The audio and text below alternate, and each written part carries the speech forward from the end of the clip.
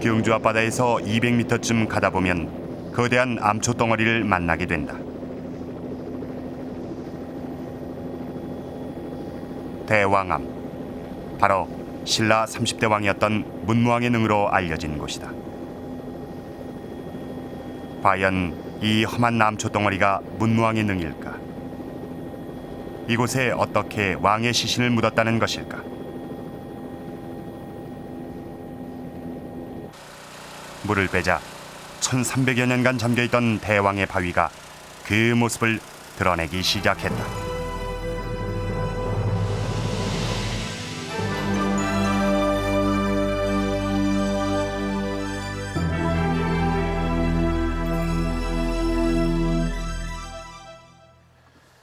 경주에 가거든 문무왕의 위적을 찾으라. 구경거리의 경주로 쏘다니지 말고 문무왕의 정신을 길러보아라.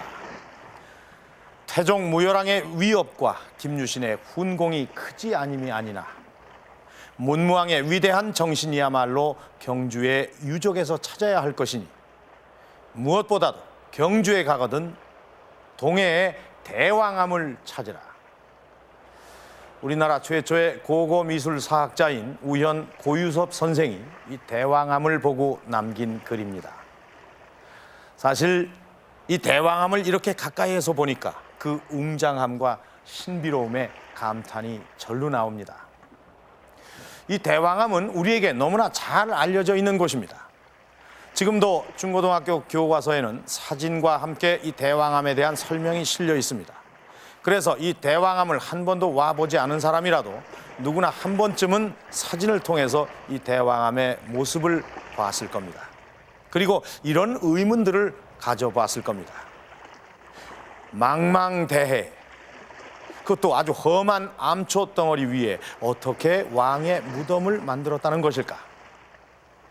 이 왕의 무덤이라고 한다면 우리의 머릿속에 가장 먼저 떠오르는 것이 작은 산봉우리처럼 우뚝 솟아있는 거대한 그런 봉분의 모습입니다. 그런데 이렇게 바다 위에 릉을 만들었다는 것은 우리나라는 물론이고 세계에서도 그 유례가 없습니다. 그러다 보니 이 대왕암이 진짜 문무왕의 릉인지, 또 릉이라면 어디에 어떻게 왕을 묻었다는 것인지 의문이 생기지 않을 수가 없습니다. 오늘 역사 스페셜에서는 이 대왕암에 얽힌 비밀을 풀어보려고 합니다. 우선 이 바다 위에 떠 있는 이 험한 암초 덩어리가 진짜 문무왕의 릉인지 그 의문부터 풀어보도록 하겠습니다.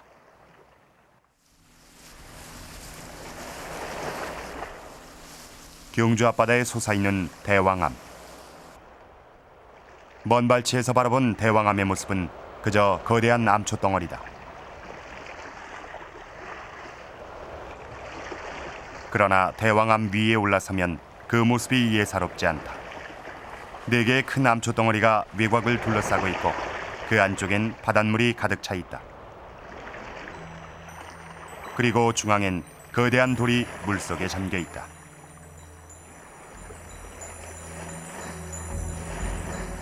위에서 내려다보면 십자 모양으로 물길이 나 있어 대왕암 안으론 바닷물이 늘 흐르고 있는데 그 중에서도 특히 동쪽과 서쪽은 바닷물이 들고 빠지는 수로의 역할을 하고 있다. 이렇듯 범상치 않은 모습을 갖춘 대왕암. 이곳은 진짜 문무왕의 능일까? 삼국사기엔 문무왕의 능에 대해 어떻게 기록하고 있을까? 7월 1일 문무왕이 죽자 동해에 있는 거대한 바위 위에 장사를 지냈다. 분명 동해에 떠 있는 바위에서 장례를 치렀다고 기록하고 있다. 그렇다면 동해바다 어디쯤에 있는 바위일까? 삼국유사에 보다 정확한 위치가 기록돼 있다. 가문사 동쪽 바다에 능이 있다는 것이다. 그러니까 대왕암 서쪽에 가문사가 있다는 이야기인데 실제 대왕암에서 1.5km쯤 가면 아담한 절터가 보인다. 79년 발굴 당시 가문사라는 글씨가 새겨진 기와 조각이 나와 가문사터로 밝혀진 곳이다. 현재 절터엔 2개의 3층 석탑과 주춧돌만이 남아있다.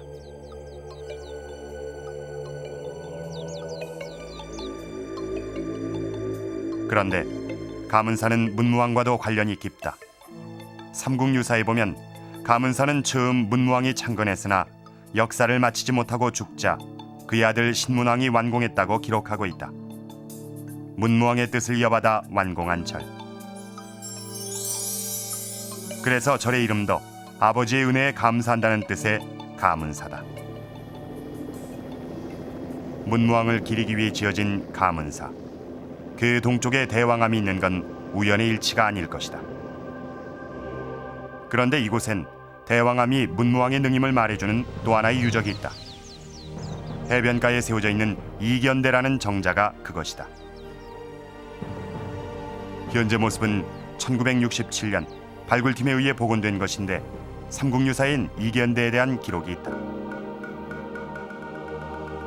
문무왕의 유언을 간직한 곳이 대왕암이고 절은 가문사며 대왕암이 바라보이는 곳에 이견대가 있었다. 대왕암 가까이에 가문사와 함께 이견대가 있었던 것이다. 그런데 대왕암 가까이에 이견대를 세운 데엔 이유가 있다. 삼국사기엔 왕들이 이견대를 찾아와 바다를 바라봤다는 기록이 있다. 항상 거기 와서 바라봐야 하는 장소가 있어야 된다면 가문사에서는 보이지를 않습니다. 여기서는 보이지를 않으니까 그 이견대에서 제사를 지내고 참배를 하고 하려면은 뭔가 그러한 시설이 있어야 되지 않는가. 그래서 마련된 것이 이견대라고 보고 있는 거죠. 이견대에 올라서면 정면으로 바라보이는 대왕암. 현재 남아있는 대왕암 주변의 유적과 기록들은 이곳이 문무왕의 능임을 말해주고 있다. 네, 그러니까 문무왕의 무덤인 것은 분명한 거군요. 그런데 이 대왕암을 살펴보면은 도저히 사람을 묻을 만한 장소라고는 생각이 되질 않습니다. 우선 이 육지에서 200m나 떨어져 있는 데다가 이 주변에 있는 암초가 워낙에 울퉁불퉁해서 걸어 다니는 것은 물론이고 이렇게 가만히 서 있는 것도 불편합니다. 또 이 암초 안쪽에는 마치 웅덩이처럼 바닷물이 가득 차 있습니다. 그런데 어떻게 여기에 사람을 묻을 수 있었다는 것일까요? 그런데 이 학자들이 주목을 한 부분이 있습니다. 바로 저 가운데에 있는 아주 거대한 돌입니다. 얼핏 보기에도 그 모양이 상당히 큽니다. 사람이 누울 정도는 되는 그런 크기인데 이 모양새로만 봐서는 마치 고인돌의 덮개돌처럼 보이기도 합니다.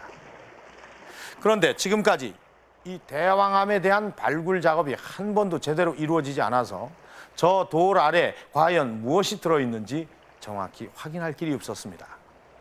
과연 저 돌 아래에는 문무왕이 묻혀 있는 것일까요?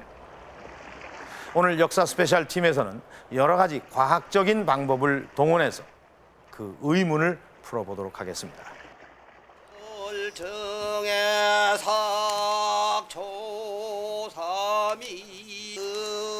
본격적인 조사에 들어가기 전 취재팀은 경주문화재연구소 팀과 함께 제를 올렸다.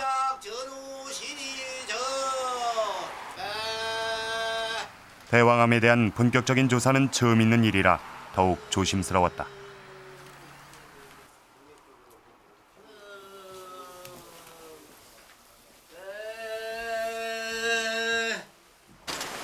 우선 취재팀은 지질학자들과 함께 대왕암의 겉모습을 살펴보기로 했다.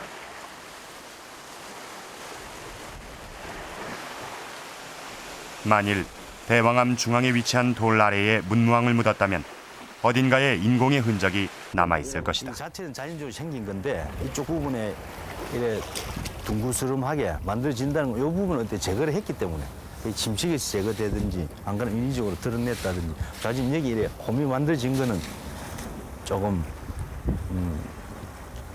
자연적인 거하고는 조금 그게 뭐 다른 게 조금 더 가미됐을 가능성도 배제하지는 못할 것 같은 생각이 드네요. 김진섭 교수와 백인성 교수는 대왕암 안쪽에 움푹 파인 웅덩이를 주목했다. 인위적으로 조성했을 가능성이 있다는 것이다.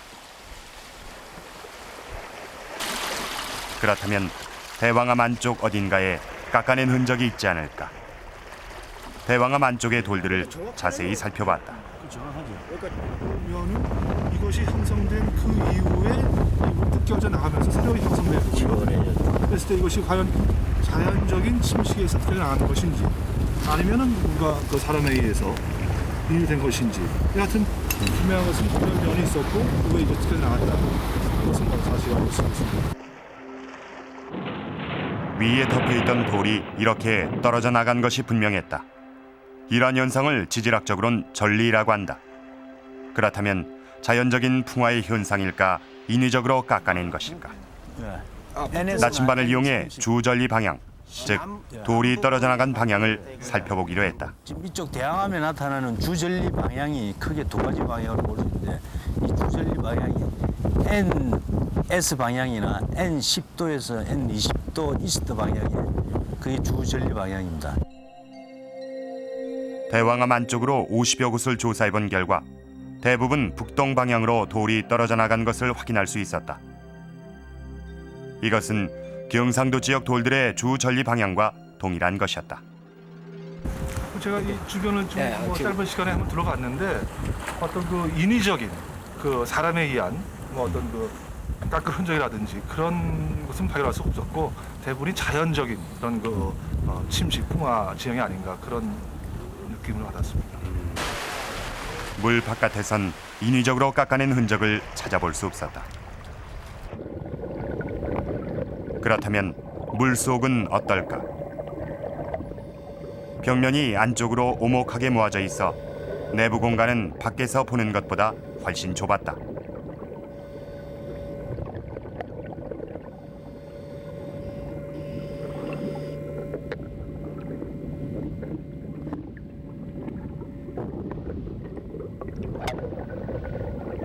벽면에선 갈라지고 쪼개진 부분을 쉽게 찾을 수 있었다.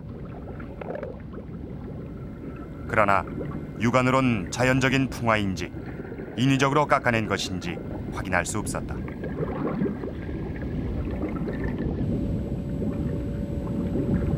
이번엔 중앙에 놓여 있는 돌을 살펴봤다. 중앙의 돌은 전체적으로 길쭉하면서도 둥그스름한 모양을 하고 있었으며 돌의 한쪽 면이 약간 들려 있었다.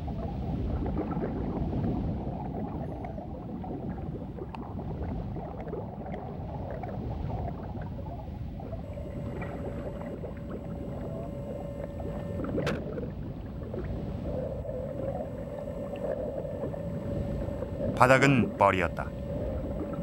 중앙의 돌 아래에 손을 넣어보려 했지만 뻘이 들쳐져 물만 흐려질 뿐 아무런 단서도 찾지 못했다.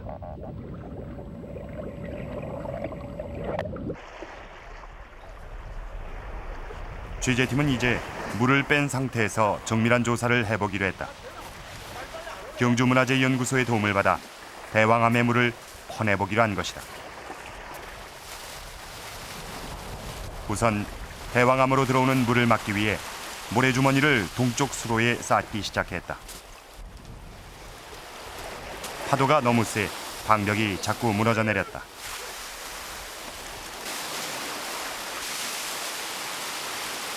두 시간여의 작업 끝에 겨우 수로를 막을 수 있었다.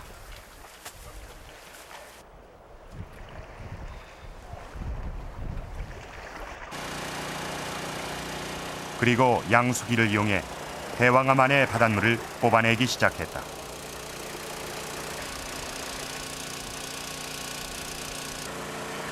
그동안 여러 조사단이 대왕암 조사를 시도했지만 잠수부를 동원해 돌 아래를 살펴보는 정도에 그쳤다. 이렇게 대왕암 안에 차있던 물을 퍼내는 건 처음 있는 일이다. 긴장 속에 작업이 진행됐다. 드디어 1300여 년간 물속에 가려져 있던 내부의 모습이 조금씩 드러났다.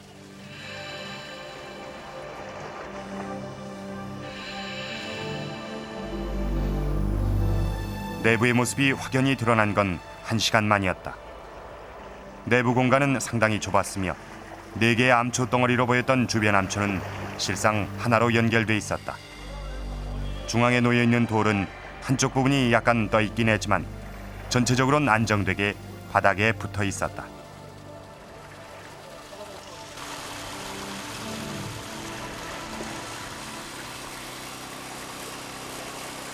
곧바로 실측 작업에 들어갔다.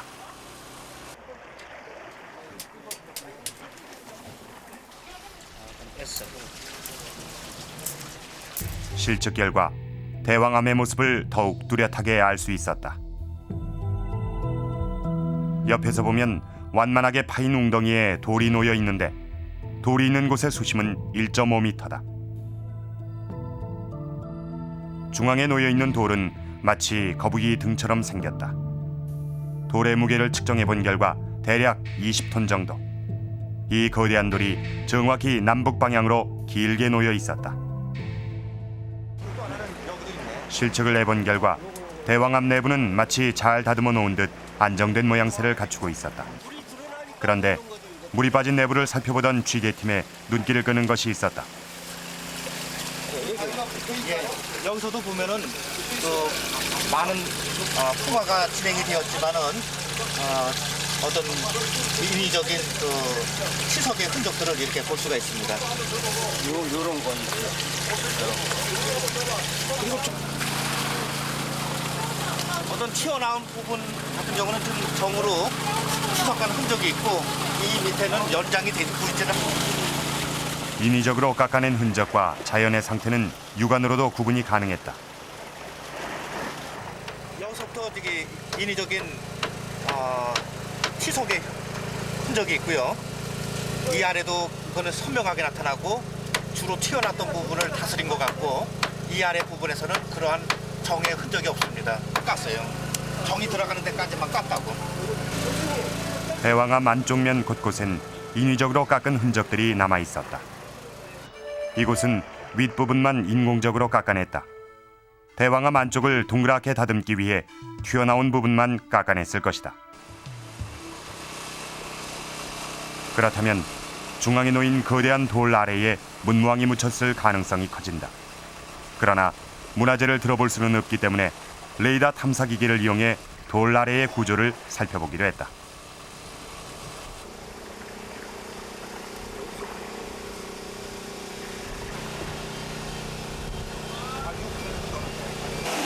한 가지 검사를 더 해보기로 했다. 전자 탐사를 통해 돌 아래에 부장품이 있는지 확인해보는 기기다.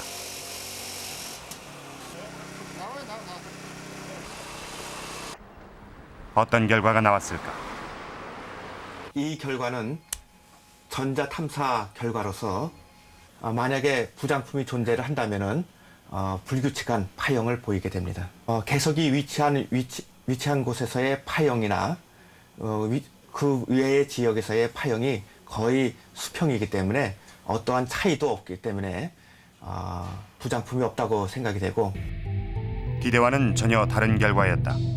대왕암 중앙의 거대한 돌 밑은 단단한 암석으로 형성돼 있었으며 아무런 인공적인 흔적이 없었다. 이것은 개석 위에서의 그렇다면 레이더 검사 결과는 지하 어떨까? 레이더 탐사 결과로서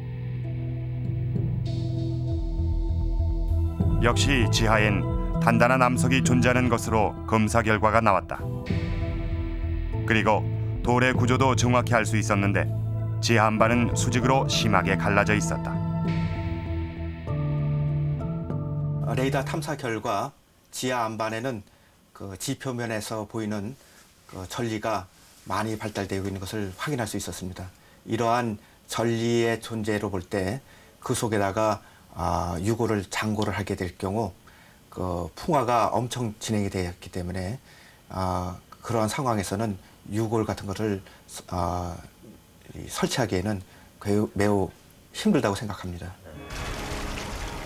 대왕암 중앙에 놓여 있는 거대한 바위 밑엔 아무것도 묻혀 있지 않을 뿐만 아니라 묻을 수도 없는 구조였다. 일반적으로 릉이라고 하면 시신이나 유골을 이 지하에 묻는 것을 의미합니다. 그리고 그 위에 흙을 덮어서 거대한 봉분을 만들거나 아니면 더 고대로 올라가면 이 거대한 돌을 이용해서 덮기도 합니다. 그런데 우리가 기대했던 것과는 달리 이 거대한 돌 아래에는 아무것도 없었습니다. 그러니까 일반적인 상식으로는 이 대왕암은 릉이라고 할 수는 없을 것 같습니다. 자, 이 기록을 한번 보겠습니다. 군신 이유원장 동해구 대석상, 또 릉제 가문사 동해중.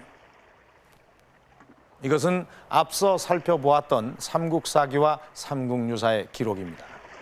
이 두 기록을 좀 자세히 살펴볼 필요가 있습니다. 이 삼국사기에는 동해중에 있는 거대한 돌 위에서 이 장례를 치렀다고 했고, 또 삼국유사에는 가문사 동해중에 릉이 있다고 했습니다. 이 두 기록을 종합해 보면 분명 가문사 동해중에 있는 거대한 바위, 즉 지금의 대왕암에서 문무왕의 장례를 치른 것입니다. 자, 이 기록상으로 볼 때는 이곳이 분명히 문무왕의 릉인데, 현장 조사 결과로는 문무왕의 흔적이 전혀 없다. 도대체 어떻게 된 걸까요? 경주 중심부에 위치한 야트막한 산. 이곳은 신라시대 신령스러운 곳으로 여겨지던 낭산이다. 이게 그 문무대왕의 화장처럼. 그런데 이곳에 대왕암의 비밀을 풀 수 있는 단서가 있다.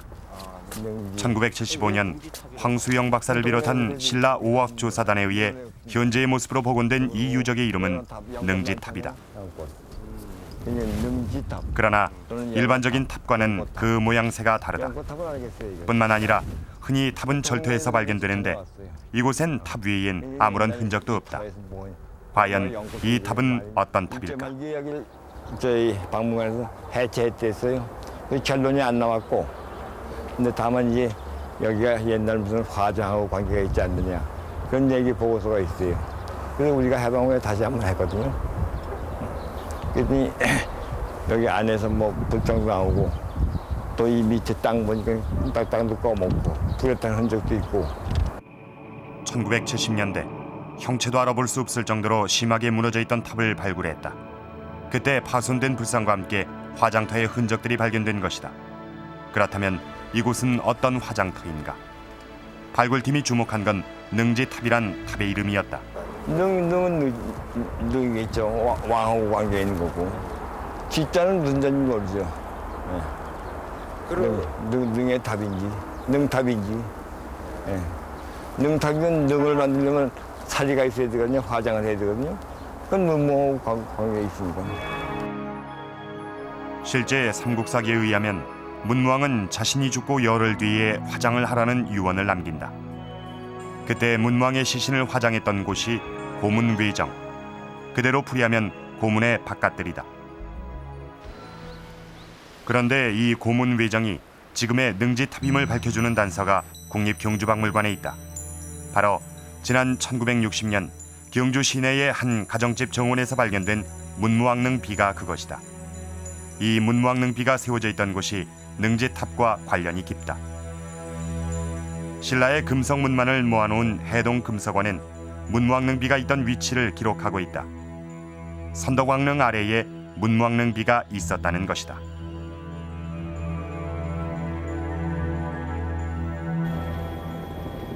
그렇다면 선덕왕릉 아래엔 무엇이 있을까?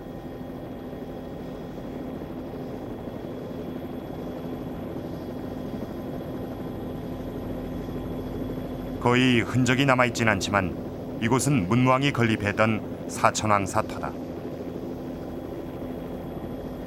현재 절터엔 두 기의 귀부만이 각각 동쪽과 서쪽에 자리하고 있다. 귀부라면 거북 모양으로 생긴 비석의 받침이다. 그렇다면 여기에 문무왕의 비석이 꽂혀 있었던 것일까? 1961년도에 그 비석이 발견되고 난 다음에 그 당시 박물관장으로 계시던 그 홍사준 관장이 계셨습니다. 그 홍사준 관장이 그러면은 그 비석이 사천왕사지의 어느 귀부에 맞는 것인가 이렇게 이제 생각을 해가지고 당신이 직접 가서 지금 현재 남아 있는 비석의 그 크기하고 현재 요 있는 귀부의 받침 그 비석 놓였던 이 자리를 측을 해봤습니다. 조사를 해보니까 이 동쪽 끝은 아닌 것 같고 아마 이 서쪽 귀부가 아닌가 이렇게 결론을 내렸습니다. 그래서 아마 이 서쪽의 귀부는 문무왕 서쪽 귀부에 비석이 꽂혀 있던 구멍은 독특하게도 2단으로 돼 있다.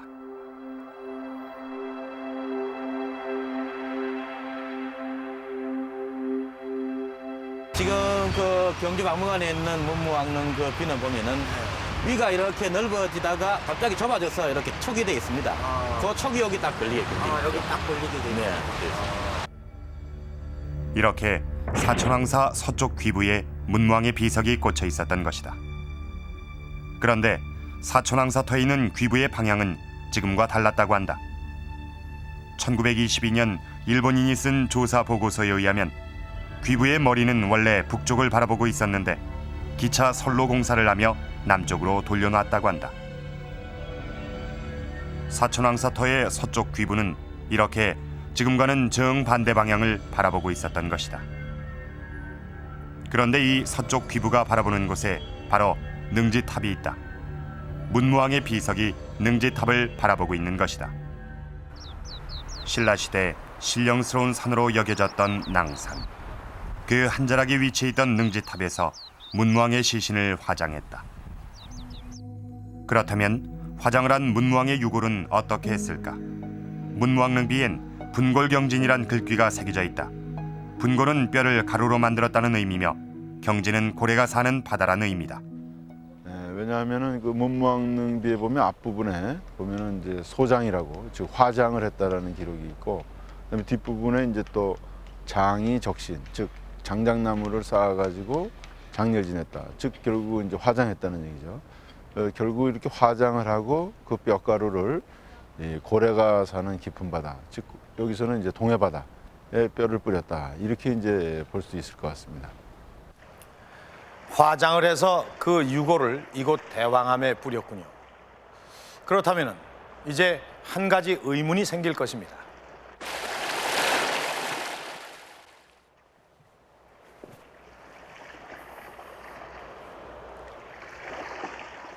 앞서 역사 스페셜팀이 경주문화재연구소의 도움으로 이 대왕암의 물을 양수기로 퍼냈을 때 이 대왕암 안쪽 벽면에 우리의 눈길을 끄는 것이 있었습니다. 바로 이런 인공의 흔적입니다. 분명 인위적으로 깎아낸 흔적이었습니다. 그러니까 이런 흔적으로 본다면은 이 대왕암의 안쪽을 마치 움푹 파진 웅덩이 모양으로 만들기 위해서 인위적으로 다듬었다는 그런 이야기가 됩니다. 그리고 이 가운데 놓여 있는 이 돌도 이 자연적이라고 보기에는 왠지 석연치가 않습니다. 주변 암초와 전혀 연결이 되지 않는 데다가 이 거대한 돌만 따로 정중앙에 이렇게 놓여 있는 것입니다. 이 방향도 이 남북 방향으로 길게 이렇게 놓여 있습니다. 그렇다면 이 돌도 인위적인 힘을 가해서 조성을 한 것일까요? 취재팀은 다시 대왕암을 찾았다.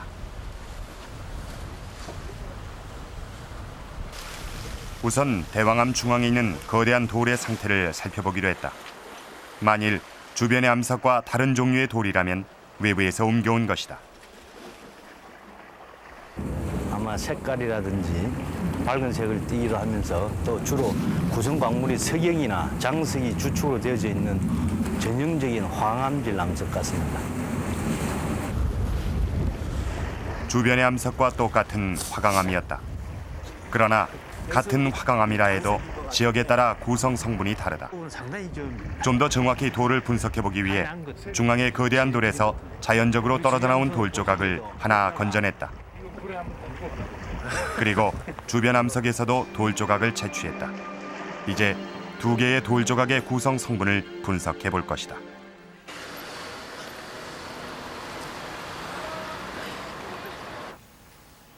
결과가 어떻게 나올까? 돌 조각을 떼어내 현미경으로 살펴보면 구성 성분에 따라 다른 색과 모양을 나타낸다.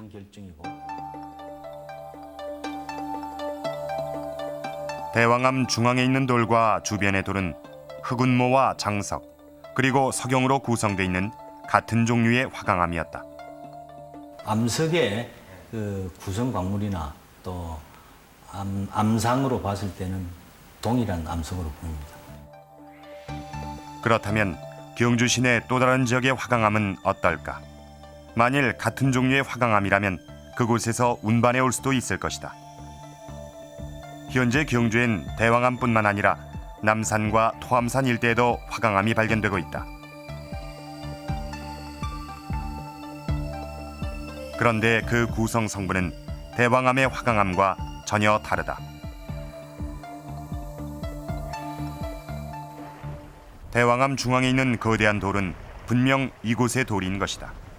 그렇다면 처음부터 지금과 같은 모양으로 있었던 것일까? 그런데 레이더 탐사 결과 흥미로운 결과를 얻을 수 있었다. 지금 이 안반, 지하 안반에서의 전리는 수직으로 발달되어 있고 위에 있는 개석에서의 전리는 수평을 볼 수가 있습니다. 이것은 개석이 주변에서 떨어져 나와서 누워있기 때문에 이런 것을 보이겠습니다. 대개 한 지역의 돌은 같은 방향으로 갈라진다. 그런데 중앙의 돌은 수평으로, 지하 안반은 수직으로 갈라져 있다. 따라서 처음엔 이렇게 세워져 있었다는 걸 알 수 있다.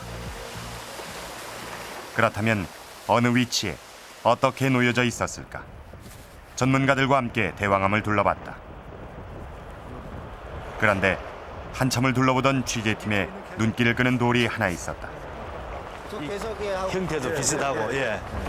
단지 규모가 좀 더 크고 크기가 크다는 정도고, 우리 외관성으로 보기에 둥그스름한 형태라든지 주위에 있는 전리들 발달한 것들 중에서 하나 떨어져서 이쪽 계곡에 떨어져 있는 형태라든지 그런 것으로 보면 막 유사하다고.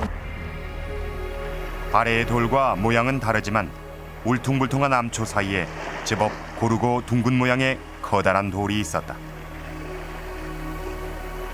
그렇다면 이게 과연 어디서 왔는가에 대해서는 저희들이 추정컨대는 아마 이 부분에서 그 슬라이딩에 의한 그 미끄러짐에 의한 어떤 이렇게 지금의 현재의 자세로 놓여있지 않았나라는 생각을 해볼 수 있겠습니다. 그러니까 암초 덩어리에 세워져 있던 돌이 아래로 굴러 떨어진 것이다. 그런데 아래로 굴러 떨어졌다면 이렇게 비스듬하게 암초 끝에 걸치게 된다. 만약 이게 미끄러져서 형성되었다면은 아마 이렇게 정중앙에 남북 방향으로 이렇게 놓이기는 아마 힘들었을 겁니다.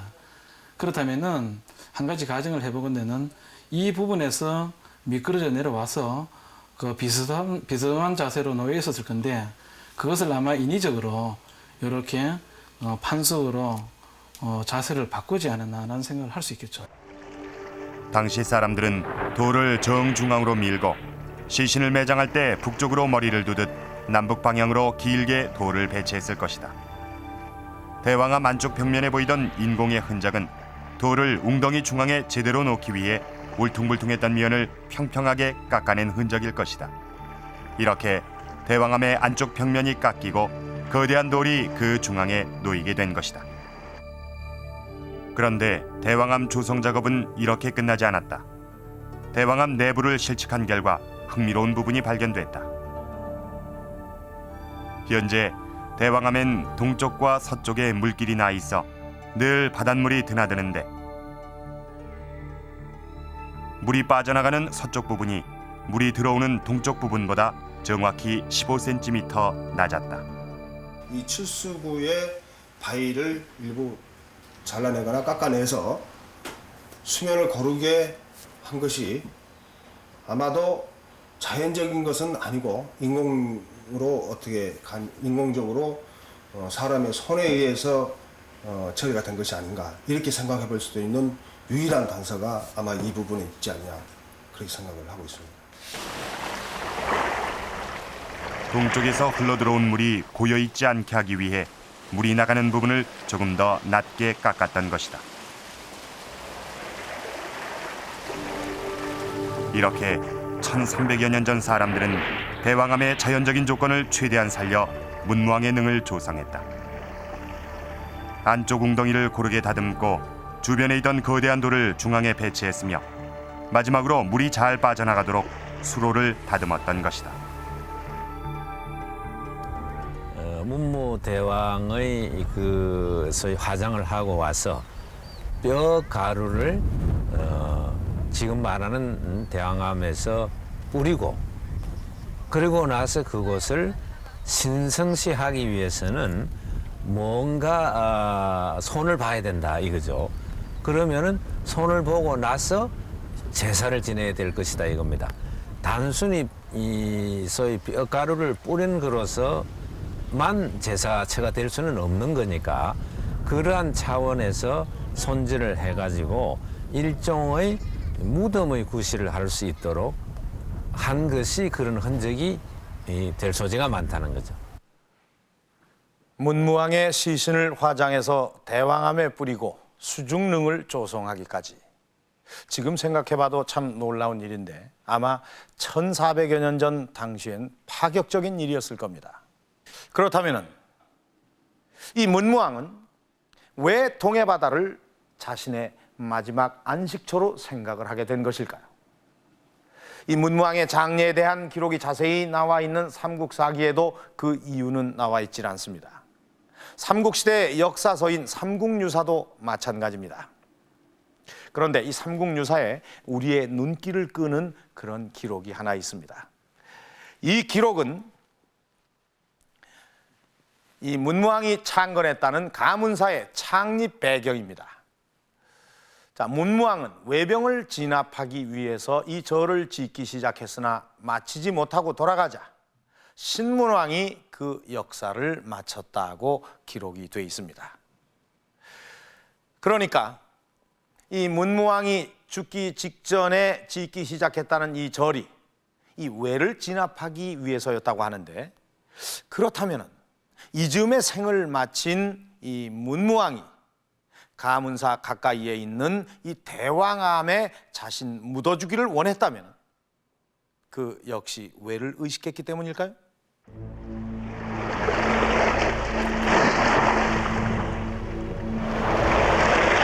당시 바다 건너에 있던 외는 어느 정도의 국력과 군사력을 가진 존재였을까? 삼국사기에서 외가 신라를 침입한 기록을 찾아봤다. 신라 시대를 통틀어 외가 신라를 침입한 기록은 모두 33회. 모두 소지왕 이전인 신라 초기였으며 그 시기도 3, 4, 5월로 집중돼 있었다. 4, 5, 6월이니까 주로 우리 춘궁기에 아마 그러니까 그건 멀리서 왔다고 볼 수도 없고요. 예, 아마 식량을 구걸하러 왔다든가 또는 이제 그 편서풍을 이용해서 한국 해변을 노략하는 약탈자로서의 그 인상을 갖고 있습니다. 그렇다면 문무왕 때는 어떤가? 문무왕 때도 외가 신라를 단독으로 침입한 기록은 없다. 다만 663년 외의 출병 기록이 보이는데 외의 수군 천척이 백제를 도우러 백강에 왔다. 당시는 백제 멸망 직후로 백제 부흥군들이 백강에서 신라와 치열한 접전을 벌이고 있었다. 이때 외가 백제에 지원군을 보낸 것이다. 그러나 이 전쟁에서 외는 신라군에게 처참하게 무너진다. 일본 서기는 4번 싸움 끝에 배 400척이 모두 불탔다고 기록하고 있으며 삼국사기는 바닷물이 붉은 빛을 띠었다고 당시에 처참했던 상황을 기록하고 있다. 당시 신라에 대한 외의 두려움이 어느 정도였는지를 짐작할 수 있는 흔적이 일본에 남아있다. 일본 후쿠오카시에 위치한 오노성. 외는 멸망 이후 망명한 백제인들의 도움을 받아 이렇게 백제식 산성을 쌓았다. 이 외에도 당시 외는 신라의 침입로가 될 만한 길목마다 산성을 쌓았는데 모두 10개에 달했다. 그만큼 외는 신라를 두려워했던 것이다. 당시의 동아시아의 정세를 보면은 663년에 백강해전에서 외의 세력은 완전히 구축되었습니다. 그래서 외는 북구주 대마도에다가 백제 유민을 동원해서 산성을 쌓고 또 수도를 더 산중 안으로 옮기는 그러한 상황이었습니다. 그러니까 그리고 또 배를 만들어서 해군력을 양성한다는 것이 10년, 20년에 될 문제도 아닙니다. 당시에 있어서는 이미 동아시아의 모든 세력권은 신라가 가지고 있었기 때문에 외에 대해서는 걱정할 필요가 전혀 없습니다. 더욱이 외는 신라에게 우호적인 손길을 내민다. 외는 수시로 사신을 파견하는데 백강구 전쟁이 끝나고 5년 뒤 신라에게 배를 비롯한 각종 공물을 바친다.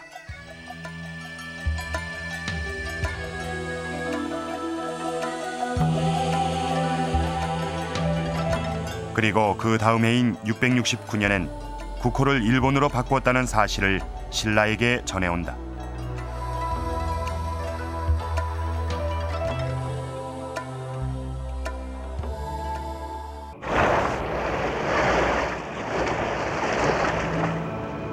문무왕 집권 시기, 신라와 맞서기에 외의 존재는 미약했다. 그렇다면 당시 신라는 외를 어떻게 생각했을까? 그런데 왜 특히 일본만을 떼놓고 보면 큰 두려움은 아닙니다. 그러나 우리는 더 넓게 그 당시 이 동아시아 전체를 국제적인 상황 속에서 봐야 됩니다. 지금 중국의 거대한 당 제국이 지금 건재하고 있습니다. 당 제국은 신라의 적국입니다. 또 그 당 제국은 저 서역 쪽으로 티벳과도 연결이 되고 있습니다. 그런 상황에 지금 후방에 있는 그 일본과 신라는 외교 관계를 돈독하게 해야 될 뿐만 아니라 그것이 잘못됐을 때 이 후방에 대해서 튼튼히 배려하지 않는다면 이것은 또 하나의 큰 화를 불러오기 때문에 신라 쪽에서는 일본 외에 대한 그 배려, 관심이 컸다고 봐집니다. 당시 동아시아 대륙엔 당과 신라 그리고 외가 존재하고 있었는데 신라는 당을 견제하기 위해 외와의 관계에 관심을 가졌던 것이다. 그러나 문무왕이 외를 의식해 동해바다에 묻힐 정도로 외의 존재를 두려워했던 것은 아니다. 이 문무왕이 집권할 당시에 외는 신라에게 그렇게 두려운 존재가 아니었습니다. 그렇다면 이 문무왕이 동해바다에 묻히길 원했던 진짜 이유는 과연 무엇일까요? 현재 대왕암엔 문무왕에 얽힌 이야기가 전해지고 있습니다. 그것은 바로 만파식적에 대한 이야기입니다. 이 만파식적은 우리에게도 잘 알려져 있는 신비의 피리죠. 이 삼국유사에 보면은 이 피리를 불면 적병이 물러나고 질병이 낫고 또 가물 때면 비가 오는데 이게 바로 만파식적이라는 겁니다. 또 이 만파식적의 유래에는 대왕암과 문무왕이 등장을 하는데 이 문무왕이 죽고 그 다음 해 이 대왕암에 기이한 일이 생기는데 용이 된 문무왕과 천신이 된 김유신이 나타나 당시 왕이었던 신문왕에게 대나무로 피리를 만들어서 불면 천하가 화평해진다는 이야기를 전해줍니다. 그 이야기를 듣고 만든 피리가 바로 만파식적이라는 겁니다. 용이 된 문무왕이 나라를 구한다는 신비의 피리인 만파식적을 만들어 아들인 신문왕에게 전해주었다. 물론 설화니만큼 이것을 실제 이야기라고 할 수는 없겠지만 이런 설화가 등장하게 된 배경 속에는 이 문무왕이 동해바다에 묻히길 원했던 그 이유가 담겨 있는 것입니다. 만파식적 설화에서 용이 된 문무왕이 나타났다는 대왕암. 문무왕이 자신의 마지막 안식처로서 이곳 대왕암을 생각한 이유는 무엇일까? 삼국유사엔 평소 문무왕의 생각을 엿볼 수 있는 기록이 있다. 왕은 지휘법사에게 죽은 뒤엔 나라를 지키는 용이 되고 싶다는 이야기를 자주 했다. 문무왕은 우선 죽어서 용이 되겠다고 염원했었습니다. 용은 물속에 살고 더구나 큰 바다 속에 살죠. 그러니까 문무왕의 그 평소의 염원을 실현하기 위해서는 바다 쪽으로 가야 정말 자기 염원을 실현할 수 있었을 것이고 용이 되길 원했던 문무왕의 생각은 가문사에서도 엿볼 수 있다. 가문사의 중심 건물이었던 금당은 독특한 형태로 건축이 돼 있는데 주춧돌 아래에 이렇게 일정하게 틈이 있다. 이 위에 이제 우리가 이런 이 길쭉한 돌들이 다 깔려서 덮는다 이거죠. 그러면은 덮음으로 인해서 이 내부는 완전히 공간화된다 이겁니다. 그럼 이 위에다가 다시 기둥 초석을 얹어가지고 기둥을 얹어서 위에 이제 건물이 들어서는데 그렇게 해놓고 보면은 소위 마루 바닥 밑에 아니라 이 돌바닥 밑에 하나의 공간이 마련돼서 헝 뚫린 공간이 마련되는 거죠. 그럼 사실은 건물에 이런 공간이 필요 없다 이겁니다. 지금까지는 공간을 마련한 예도 없고. 왜 이런 공간을 만들었을까? 삼국유사 만파식적조에 의하면 금당의 섬돌 아래에 동쪽을 향해 구멍 하나를 뚫어두었다. 이것은 용이 절에 들어와 돌아다니게 하기 위한 것이다 라고 기록하고 있다. 그 기록에 금당, 채하, 동향 개1회를 했는데 그 구멍이 하나 있다. 그게 바로 이겁니다. 아, 이겁니까? 예. 아, 이게. 바로 여기 지금 막혀 있습니다만 이걸 처음에 몰랐죠. 전면 발굴을 하지 않았으면은 찾지를 못했습니다. 그리고 이게 저렇게 뚫려 있는 거죠, 저쪽으로. 그러니까 이 구멍을 통해 들어온 용이 금당 아래에 있는 틈을 따라 사찰 내부를 자유롭게 돌아다닌다고 믿었던 것이다. 그 동쪽에다가 구멍 하나를 내 가지고 용이 된 대왕이 와서 서리도록 하게 했다.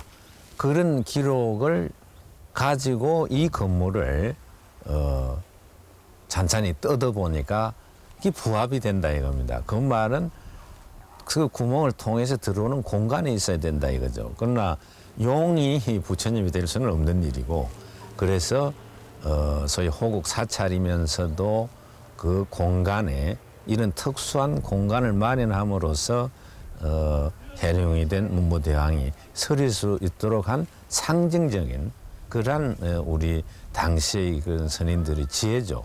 그걸 느끼게 된 것입니다. 그렇다면 바다에 사는 상상의 동물인 용이 어떻게 육지에 있는 가문사까지 올 수 있었을까? 가문사 앞엔 그 의문을 풀 수 있는 흔적이 있다.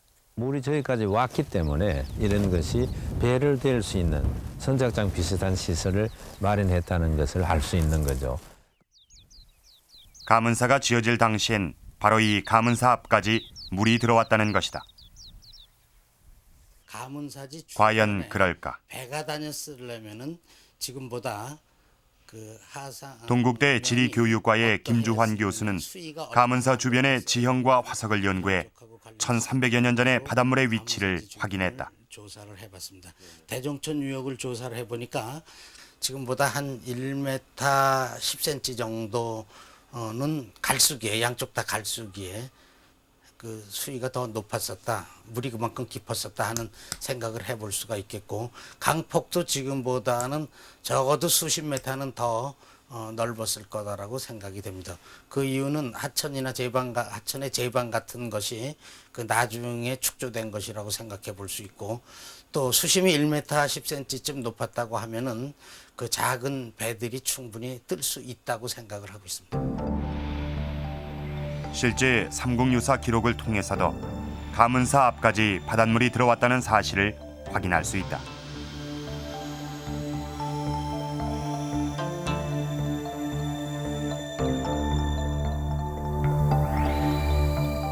이것이 1300여 년 전 가문사 주변의 모습이다.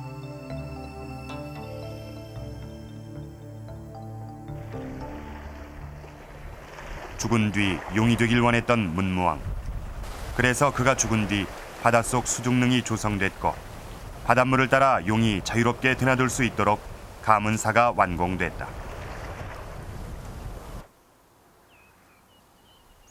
문무왕은 왜 이토록 용이 되길 원했던 것일까?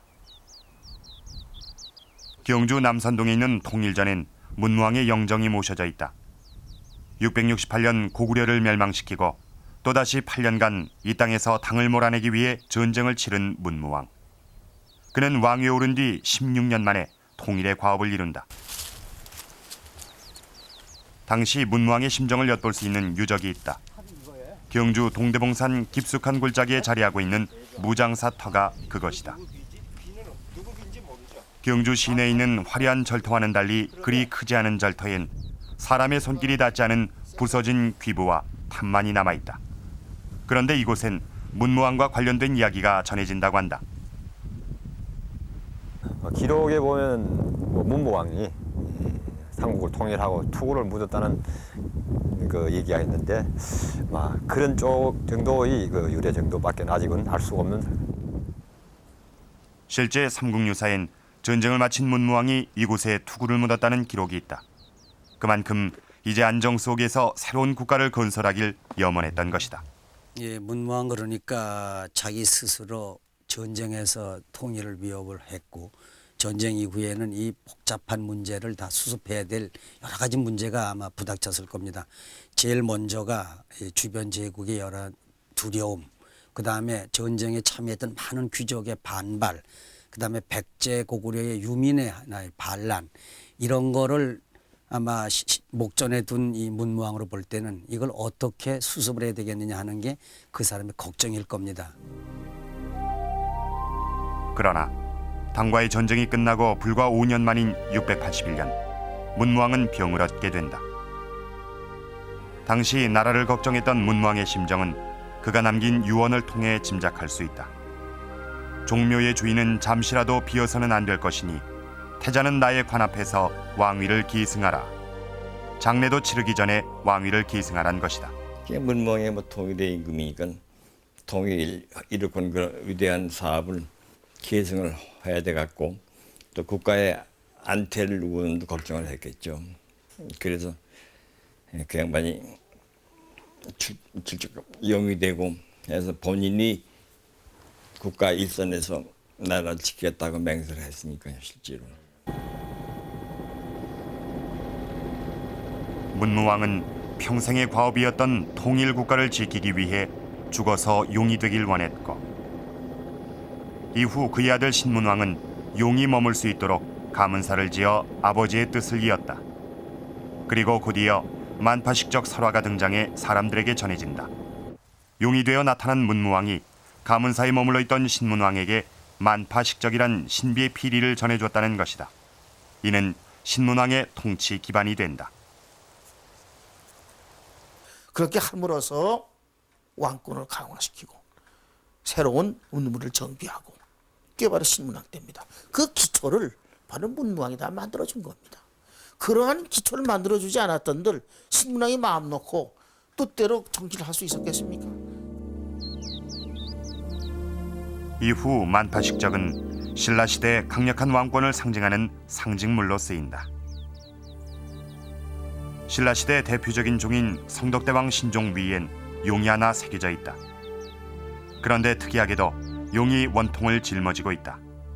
다른 시대의 종에는 보이지 않는 형태다. 상원사 종에도 비슷한 모양의 원통이 새겨져 있다. 이것은 만파식적을 상징한 것으로 문무왕이 용이 됐다는 믿음이 후대에까지 이어진 것이다. 그거는 이제 가장 어려웠던 삼국 통일을 완성했지 않습니까? 이 완성한 삼국 통일은 아마도 그 후세한테 이 거대한 이 역사적 그 위협에 대한 막 훈계 내지는 그 계승의 그 차원에서 상당히 그 후손들에게 이 통일의 위협에 대한 그 성격을 부각시키는 데 애를 쓴 거 아닌가 아마 이렇게 생각을 합니다. 용이 되어 통일 국가를 지키길 원했던 문무왕. 그는 자신의 바람대로 신라인들의 마음속에 나라를 지키는 용이 되어 살아났다. 신라시대의 대왕함은 용이 된 문무왕이 머물렀던 용의 처소였던 것이다.